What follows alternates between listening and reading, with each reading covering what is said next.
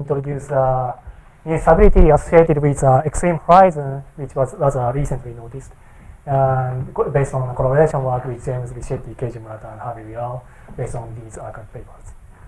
And firstly, my talk will be talking about classical stability based on classical Einstein equation in a four-dimensional asymptotically flat black holes, even though our result can be extended to asymptotically ADS case. And as for the stability of four-dimensional black holes, it may be fair that to some extent the stability of these black holes are established, even though some ongoing work still working as introduced in this morning. And those proof or the basis for the stability of four-dimensional black holes is partially based on the effect of non-zero surface gravity, kappa. And when you have such non-zero surface gravity, it will redshift the perturbation on the horizon, and it will reduce the perturbation in the end. And such a redshift effect on the horizon was playing one of a key role to show the stability of four-dimensional black holes. And then the natural question we may have is that what will happen if we turn off the effect of this surface gravity by making the surface gravity to zero. And we can make a black hole to have such a zero surface gravity by making a black hole to be extreme by, for example, if we start from the curved black hole, we can rotate the black hole sufficiently fast to make it extreme, or if we start from the charged black hole, we can charge to the maximum value to make it extreme. And when the surface gravity is turned off, such a redshift effect, which was active on the horizon, goes away, and then there is a possibility that some new phenomena may arise if we focus on the horizon of those extreme black holes. And partially based on such an idea, a guy called Aretakis recently shows that indeed we have that kind of new phenomena if we focus on extreme horizons. That statement can be summarized in these two lines. And what we focus on is the scalar field on the background of the four-dimensional extreme black hole. And firstly, he has shown that the scalar field value and its first order scalar field and its derivatives, any of those higher order derivatives, decay if we measure those quantities outside the black hole. But if we focus on the horizon of those extreme black holes, he has shown that some quantity may show a non-decay or blow-up property. And from using some slides from now on, I will explain these results a little bit more, and it will be a nice introduction for my talk. So in this slide, I am showing the basic setup to consider the problem considered by Aretakis in 2011, and we consider the test scalar field on the background of extreme Reissner-Nordstrom black hole, which is a spherically symmetric extreme black holes made to be extreme by adding charge to a black hole to the maximum value. And on such a background, we will take a T constant surface, initial surface somewhere in this spacetime, and we will consider an outgoing wave packet made of scalar field, which we will take a massive scalar field, and if we will basically consider the propagation of this outgoing wave packet made of scalar field along the horizon here. And so we will focus on this region in this space. And his results can be summarized as follows. Firstly, we focus on what we will focus on will be the value of the scalar field and its radial derivatives, like this. And he firstly has shown that these quantities decay outside the horizon, irrespective of any order of the derivatives. But if we focus on the horizon of the background extreme black hole, he has found that first order radial derivative of the scalar field is kept constant forever along the horizon. And also he has shown that higher order derivatives becomes divergent at the asymptotic future. And for example, second order radial derivative of the scalar field on the horizon becomes divergent linearly with respect to time.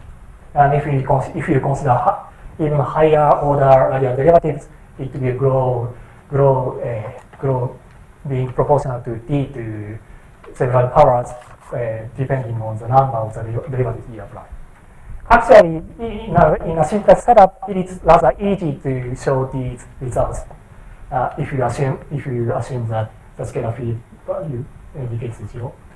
And in this slide, I will follow a little bit about the derivation of this result. Firstly, in this one, I am showing the geometry or the metric of the background extreme Reissner-Nordstrom black hole. And we will take a time coordinate which is regular on the horizon, or in other words, we will take an ingoing Eddington-Finkelstein coordinate like this. And we will consider, on this background, we will consider the equation of motion on the massless scalar field like this. And if you write down this equation, you will obtain this line, in which the first term is given by the time derivative of the first order radial derivative of the scalar field.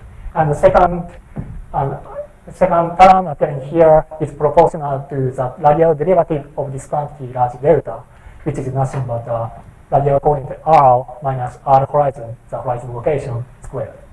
And as you can find from this expression, this quantity radial derivative of the large delta vanishes if we take the limit to focus on the horizon by setting this r to the value of r horizon. By doing that, we can eliminate this term, or we find that this term goes away on the horizon. And as a result, you will obtain time derivative of this quantity given by 0. And once you integrate this equation, you find that radial derivative, first order radial derivative of the scalar field becomes constant and is conserved forever on the horizon. And you can follow this. You can follow this kind of derivation for higher order radial derivatives. And in that derivation, you will firstly take the radial derivative of this equation, and after that, you will take a limit to focus on the horizon. And once you do that for second order radial derivative of the scalar field on the event horizon, you will find that this quantity will diverge being proportional to the first power of the time coordinate t. So, following this simple derivation, we have shown that we have a conserved quantity if we set the background black hole to the extreme, and based on that conserved quantity, we can show a kind of divergent, some quantity diverges on the horizon, or instability on extreme horizon in some sense, like this. And just to remind you, this the physical, we may be able to give some physical interpretation to this kind of instability. That if we calculate the energy momentum tensor component in the ingoing direction of the scalar field, then we will find that such a component of T mu is given by the first order radial derivative of the scalar field squared. So this conserved result is showing that this quantity never decays. And if you consider a usual black hole, usual non-extreme black hole, this quantity decays to 0. But if you take this extreme black hole as a background, this quantity never decays on the horizon, and it may have a very strong effect at a later time. And this was the key idea to prove the existence of the instability of extreme horizon. And in the initial study done by Aritaxi in 2011-2012, we have shown that this instability exists for the massless scalar field on the background of extreme Reissner and Kerr black holes. And later on, after this study was proposed in these years, several generalization was considered by several generalization summarized in these lines was considered. And for example, we can have even though the initial work was shown for massless scalar field, we can have a similar instability simply considering the gravitational perturbation if we take extreme black holes such as extreme Kerr. And later on, this result was shown in four-dimensional spacetime, but later on this result was extended to a higher dimensional gravitational perturbation of extreme Kerr black holes, extreme horizons. Up to this point, we can extend further these results to, say, for example, in some special case where conserved quantity vanishes, or similar. We also found that partially helped by numerical result, we have shown that this instability exists for massive scalar field and also coupled electromagnetic and gravitational perturbations. So in this sense, no matter which kind of field you have, this kind of instability on the horizon, on extreme horizon, always appears, and so we have found that this instability is quite universal. All right, and up to this point, we have confirmed that we almost always have instability of extreme horizons, but up to this point, we have only considered the linear perturbation, keeping the background space-time fixed. So, in other words, we have neglected the effect of gravitational back reaction. So, the next natural question to ask will be the effect of gravitational back reaction, and what will happen if we turn on the effect of gravity. And about such a naive question, we may have the following two naive expectations as a result. And first expectation would be so up to this part, we have shown that some quantity may show non-decay or blow up with a blow up property on the horizon. So in a very exotic situation, those kind of instability may lead to a very exotic phenomena like singularity formation on the horizon. Another naive expectation would be that nonlinear effect or the effect of back reaction comes in and it may suppress the perturbation. And as a result, we may have a non-extreme Reissner-Nordstrom black hole as a result. But up to this point, we don't have a definite answer for those expectations. So we will try to answer this question by solving the Coulomb-Einstein equation, taking the back reaction effect to the fore. And from now on, we will simply use a numerical analysis to address this question. And the second we consider is quite similar to the previous one. We consider the Einstein-Maxwell theory coupled to massless scalar field. And we will consider quite similar setup, and we will consider the other initial data or the initial setup. We consider the Reissner-Nordstrom black hole perturbed by small wave packet made of this massless scalar field. And we will consider the propagation or time evolution after this initial surface in this direction. And of course, thanks to the Barkov theorem, the space-time outside this wave packet will be given by exact solution of Reissner-Nordstrom solution. And also, in this region, the space-time will be very dynamical. And we have horizon here, and we will have now infinity here.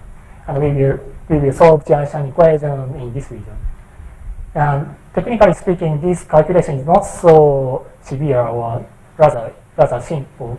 And we will use these double null coordinates U and V in our numerical calculation. And it is known that the numerical time evolution based on these double null coordinates are known to be rather stable, even though we have to be really careful about the phenomena around the horizon.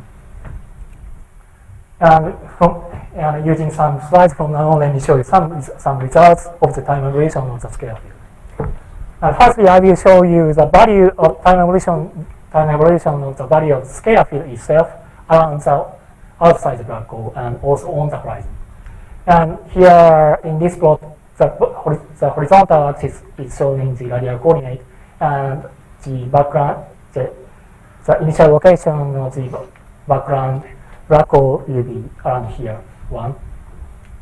And as I explained to you in the previous slide, the value of the scalar field goes to 0, and we can confirm such a decaying result using our numerical evolution.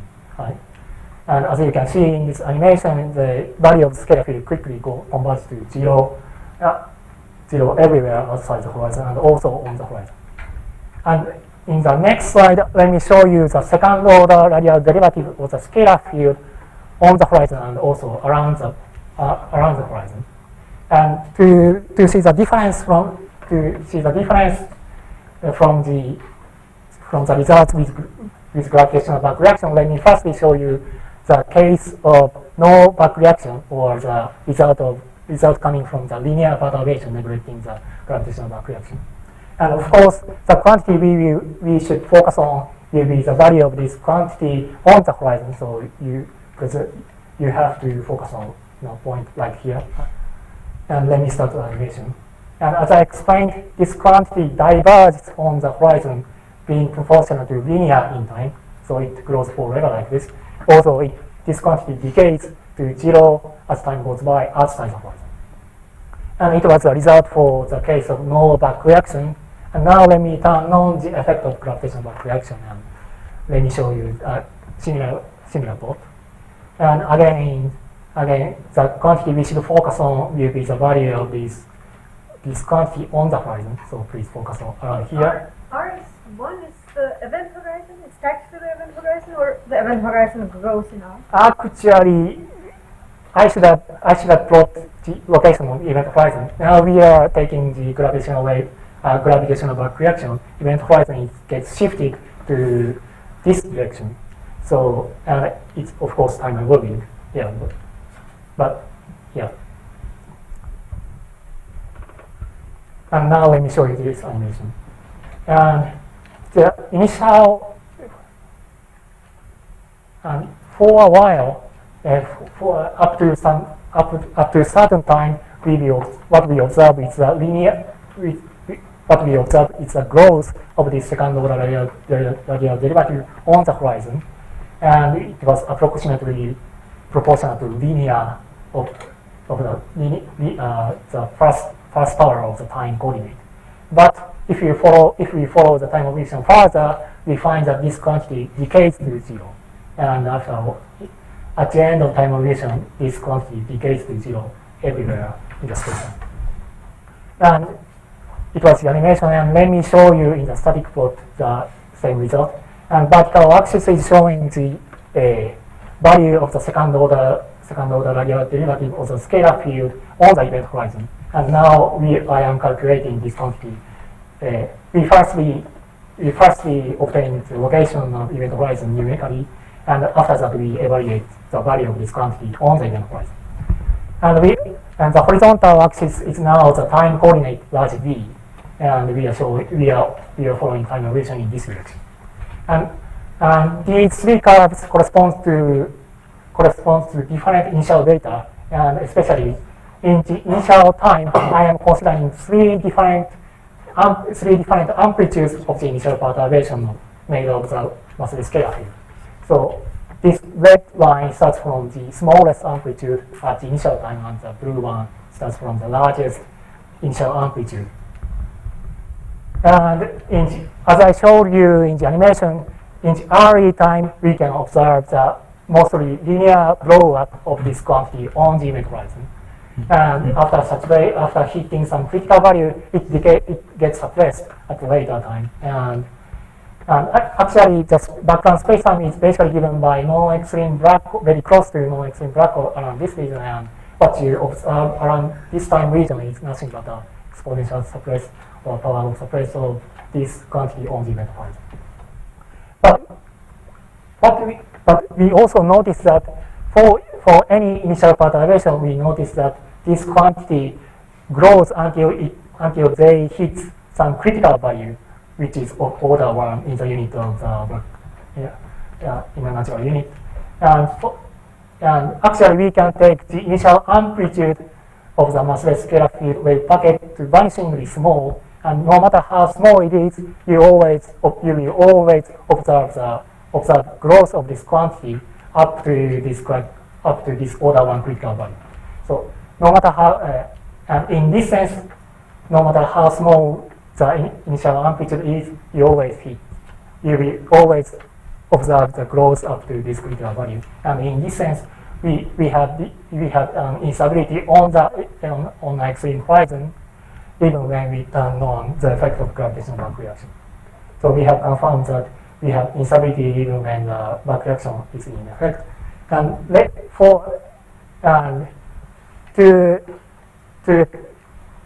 to make the explanation from now on a little bit easier, let me introduce an important quantity to describe this system, which is a bond mass which is defined near this now infinity.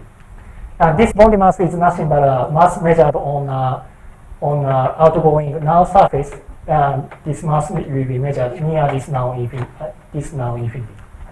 And it will be calculated by this equation from the metric functions, And of course, this mass will be constant and coincides with usual eigenmass in the region if you take this time constant surface in the outside Rn solution region. And also another important property of this quantity is that another important property of this body mass is that it is a decreasing function with respect to the time coordinate u along the now infinity. Because in the setup we are taking this time constant surface to be now, and it touches to the now infinity. And so some portion of energy can escape away into the now infinity. And correspondingly, this body mass will be a decreasing function in time u. And keeping this information in mind, let me show you the time evolution of the mass of the space-time measured on an outgoing time constant surface, taking the previous numerical calculation as an example. And since we perturbed extreme black hole by the outgoing scalar field wave packet, we have deviation from the value of the extreme value like this. And it will be decreasing in time, and at the final moment, the body mass will coincide with the mass of the black hole itself, and it is still detuned from the value of the extreme black hole like this. And so, in the final moment, we will have a non-extreme black hole, and the nonlinear separation we observed in this slide was due to this non-extremeness of the background black hole. Then, seeing this kind of plot, we may naturally expect that natural question we may have is what will happen if we fine-tune the initial mass so that the final mass of the black hole becomes equal to the charge of the black hole itself. And this initial mass will be a function of this amplitude of this initial wave packet of the scalar field. And by fine-tuning the initial perturbation, you can set this final mass to be equal to the value of the charge itself. And if we do that, if we obtain the radial coordinate at the event horizon, we find that it becomes equal to 1 in the unit of the background, in the unit of charge of the black hole. And if we measure the surface gravity of this black hole, we find it to be 0. We will find this quantity converges into 0 at asymptotic future. And so in this sense, this spacetime is extreme, even though the spacetime is completely dynamical. In this sense, we name this black hole solution to be dynamical extreme black hole. And if we calculate the similar quantity, the second order radial derivative on the event horizon on the background of this dynamical extreme black hole, we find that this quantity continues to blow up forever like this.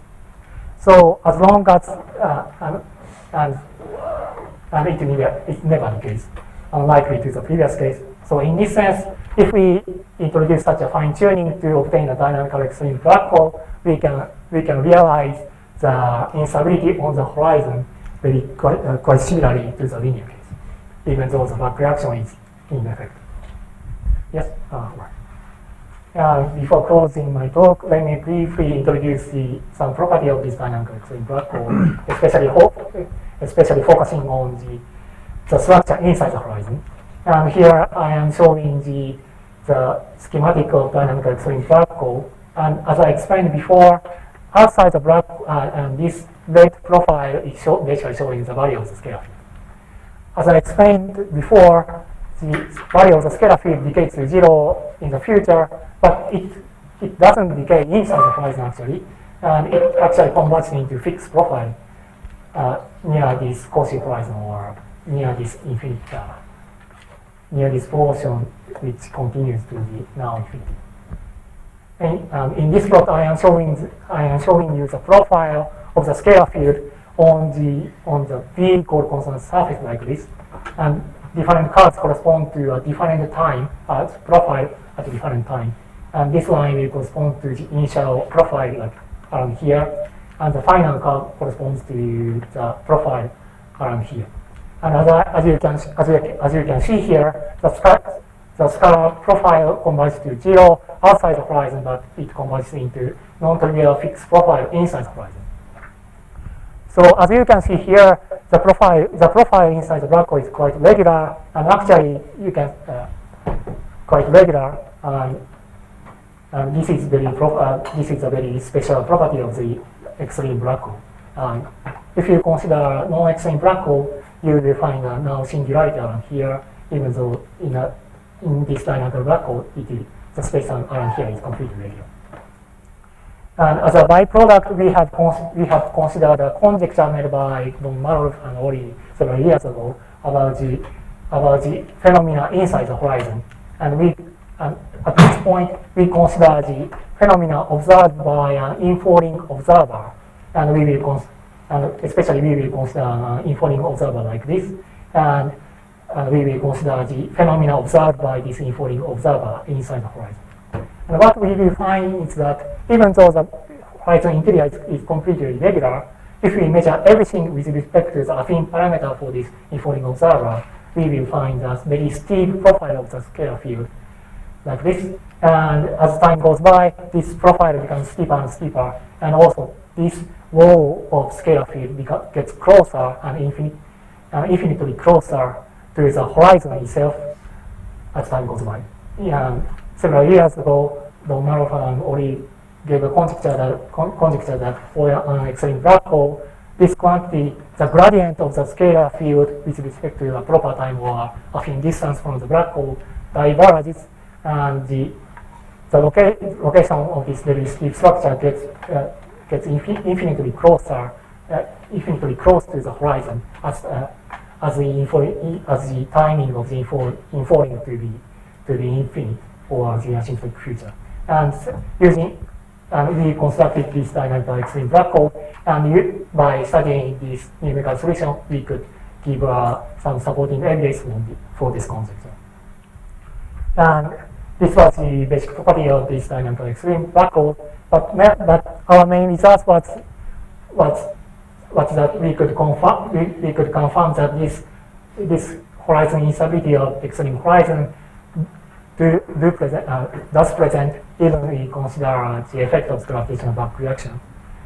And of course, now we are considering further generalization. So extreme black holes are very typical for the string theory or supergravity theory or whatever else. And in those theories, we typically have higher derivative correction in the gravity sector or the scalar field sector. And as you observe in this story, the higher order derivatives plays a key role. So such higher derivative correction will be very important in the story, and this will be an important future work for us. And that's all. Thank you very much for this. Thanks a lot. So we have time for some questions. On your plot of the second derivative of the field with respect to time in the back reactive case, do you understand the one with the various amplitudes that you introduce? Yeah, that one. So do you understand why the bigger the initial amplitude, the faster it decays once the nonlinear regime kicks in? So actually we can show this result using semi-analytic or perturbative approach, and we can calculate. That's what you would expect, but the other side of the bump is more dry. So I mean, in particular, could you sort of prevent the decay to be very fast if you can pop them? So for a larger initial perturbation, we are making the final black hole to be more non-extreme. Everything gets speeds up. So it's just that the perturbation disappears too far beyond the horizon too. Yeah, basically yes. That kind of science should be quite. What you call a dynamical extreme horizon. Are you starting from a naked singularity and then you turn it into an extreme black hole by fine-tuning, or? Yeah. So what is the global space-time picture that would fit into? Yeah. So global structure will be simply given by this one, even though simply given this one. So we will have an event horizon like this, even though the apparent horizon only appear in the asymptotic future. So if this initial perturbation made of scalar field is absent, we will definitely have a naked singularity. Yeah, but let me discuss later. And so when you tune the initial data to reach the extreme solution, Yep. you just have to tune one parameter in the initial data. Yeah. In an analysis just for simplicity, we fix the profile of the scalar field and change only the amplitude. So, but somehow generically, there's always just generically tuning one parameter, you can reach this. So it looks at, so there's some critical behavior where there's some codimension one surface in your initial data. Yeah. It. And do you understand what? So, I mean, is there a critical solution like in critical collapse? I mean, it's quite similar to critical collapse. Yes. And what's the critical solution? What kind of answer do you want? And we can show, for example, we can show some. I wouldn't have asked the question. Yeah. So we can. Because it's always evolving, right? When you tune to the critical solution, the second derivative is always evolving in time. Yeah. So you think there's some critical solution you might be able to even find analytically to describe that, or not? I think the critical solution is the dynamical extreme black hole. Yeah. Its end state. No, Well, the time dependence. Well, Toby is asking whether you could find the end state analytically. yeah, or some asymptotic. Yeah, some scaling. Yeah, right. So Because you've got the transient behavior approaching it, but whether you can find the pure thing itself. So perhaps ask the question that is implicit in Toby's question: is that behavior generic, or would it depend? Would it depend still on the initial profile, even if you fine-tune the initial profile, the amplitude? Yeah. So, for example, I shouldn't think it was. for example, in the limit to take the background space-time to be dynamically extreme, this peak location goes to infinite array. And in this sense, and as you can see in this example, I guess the basic behavior of the dynamically extreme black hole will be quite independent of the initial data, say the form of the initial perturbation, whatever else. And as long as you make the final black hole to the extreme black hole, you will find this kind of behavior. Presumably, I am missing the point of your question, so let me discuss later. Right, I think we should probably move on, so let's try and turn Norihiro.